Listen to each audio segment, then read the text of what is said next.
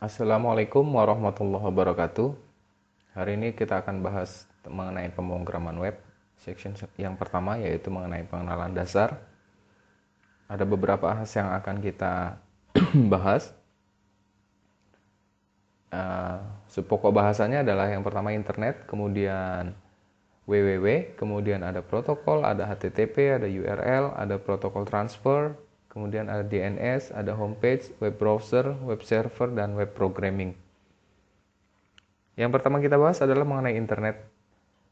Internet atau interconnection networking adalah kumpulan dari berbagai jaringan komputer yang saling interkoneksi yang mencakup seluruh dunia atau merupakan jaringan global dengan melalui jalur telekomunikasi seperti telepon, fiber optik, wireless, dan lainnya. Berikutnya kita bahas mengenai www atau kita biasanya sebut dengan www. Biasanya teman-teman ketika melakukan satu addressing di browser, Anda akan memasukkan ini adalah salah satu bentuk layanan yang dapat diakses melalui internet, biasanya disingkat dengan sebutan web. Merupakan sekumpulan dokumen, gambar-gambar, dan bentuk resources lainnya yang dihubungkan melalui hyperlinks dan URLs. Berikutnya yaitu mengenai protokol. Apa itu sebenarnya protokol? Protokol merupakan bahasa atau software standar yang mengatur komunikasi jaringan komputer. Kemudian ada TCP/IP atau Transmission Control Protocol Internet Protocol, merupakan cara standar untuk mempaketkan dan menyelamatkan data komputer atau sinyal elektronik sehingga data tersebut dapat dikirim ke komputer yang lainnya. Yang berikutnya yaitu akan kita bahas mengenai HTTP atau Hypertext Transfer Protocol, adalah protokol yang menentukan aturan yang perlu diikuti oleh web browser dalam meminta dan mengambil suatu dokumen oleh web server dalam menyediakan dokumen yang diminta web browser. Protokol ini merupakan protokol standar yang digunakan untuk mengakses dokumen HTML. Jadi kurang lebih simulasi gambarnya seperti berada di gambar ya. Di situ ada klien, ada browser, kemudian ada HTTP-nya. Misalnya request seperti address seperti itu, kemudian responsnya apa. Sebelum dilakukan respon, maka data tersebut akan dikirimkan ke server dengan web aplikasinya, lalu responnya seperti apa akan dikirimkan kembali ke klien browser. Kurang lebih gambaran dari HTTP seperti itu. Kemudian URL, apa itu URL? Yaitu Uniform Resource Locator, digunakan untuk menentukan lokasi informasi pada suatu web server. Dapat diibaratkan sebagai suatu alamat yang terdiri dari protokol yang digunakan oleh suatu browser untuk mengambil informasi, kemudian nama komputer atau server di mana informasi tersebut berada, kemudian ada jalur atau path, serta nama file dari suatu informasi. Ini format umum dari protokol, format umum dari URL, biasanya ada protokol transfer, kemudian dot, ada double slash, nama host, slash path, slash name file. Ini contohnya HTTP //www.trunojo.acid, kemudian teknik ada index.html. Pembacaannya, keterangannya adalah HTTP sebagai protokol yang digunakan, www.trunojoya.acid adalah nama host atau server komputernya, kemudian teknik adalah jalur path dari informasi yang dicari, kemudian ada index.html, ini nama filenya. Itu cara pembacaannya dari format umum URL. Kemudian ada protokol transfer, adalah protokol yang digunakan untuk pengiriman informasi di internet. Ada beberapa protokol transfer. Yang pertama adalah HTTP, protokol standar untuk suatu dokumen web. Kemudian ada FTP atau File Transfer Protocol, digunakan untuk mentransfer file dalam bentuk teks atau binary dalam suatu server komputer di internet. Kemudian ada News NNTP, Network News Transfer Protocol, digunakan untuk mendistribusikan berita di Usenet. Kemudian di Usenet adalah suatu sistem yang dirancang sebagai forum diskusi dengan berdasarkan pada topik-topik yang disebut dengan newsgroup. Yang berikutnya adalah Telnet. Ini digunakan untuk login ke suatu server komputer. Berikut ini kita bicara mengenai DNS ya. Domain Name System adalah suatu sistem penamaan standar komputer di internet dengan tujuan untuk mempermudah pengelolaan server komputer internet. Kemudian merupakan suatu tingkat-tingkat domain yang merupakan kelompok komputer-komputer yang terhubung ke internet. Berikutnya adalah homepage. Ada website, situs web merupakan alamat URL yang berfungsi sebagai tempat penyimpanan data dan informasi dengan berdasarkan topik tertentu. Kemudian ada web page atau halaman web, merupakan halaman khusus dari situs web tertentu yang tersimpan dalam bentuk file. Dalam web page tersimpan berbagai informasi dan link yang menghubungkan suatu informasi ke informasi lain, baik itu dalam bentuk page yang sama ataupun web page lain pada website yang berbeda.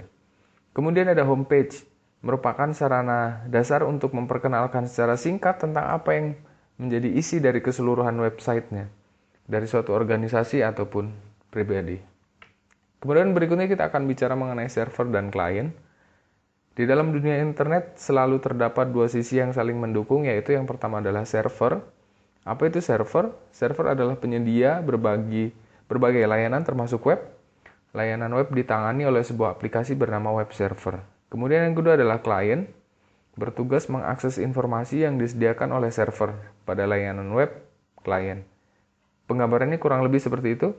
Ada klien yang terhubung dengan internet, kemudian internet pun akan terhubung dengan server dan saling terhubung antar keduanya.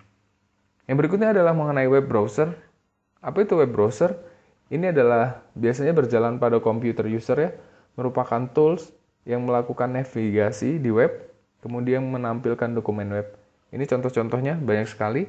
Ada beberapa yang saya ambil sampel, ada MS Internet Explorer ya, biasanya ini di Windows. Kemudian ada Netscape Navigator, ini multi ya. Kemudian ada Opera juga multi, Conqueror itu ada di Linux, kemudian ada Link di Unix. Berikutnya kita bicara kembali mengenai web server. Server web adalah sebuah perangkat lunak server yang berfungsi menerima permintaan HTTP atau HTTPS dari klien yang dikenal dengan browser web dan mengirimkan kembali hasilnya dalam bentuk halaman-halaman web yang umumnya berbentuk dokumen HTML. Ini contohnya Apache, server web antar platform. Kemudian IIS, Microsoft Internet Information Service, hanya dapat beroperasi di sistem operasi Windows.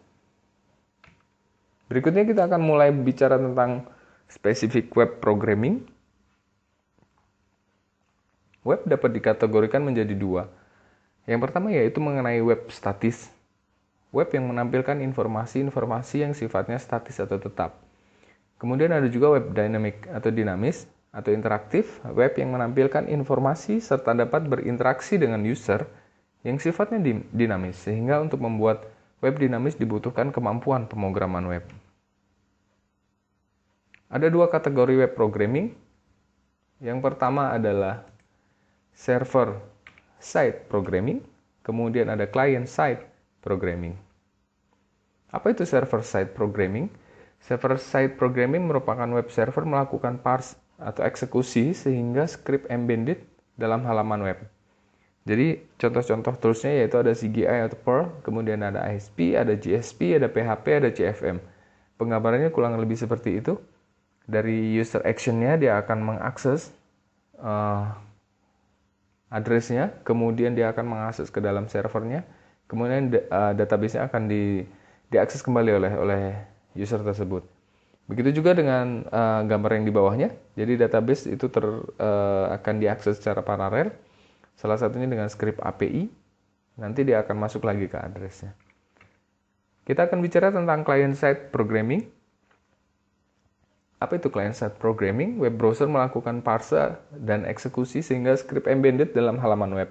Ini contohnya JavaScript, HTML, dan VBScript. Jadi ini lebih ke arah, biasanya para programmer lebih suka menggunakan step ini ya. Jadi dia akan melakukan scripting secara parsial, kemudian akan langsung di parse dan eksekusi jadi satu.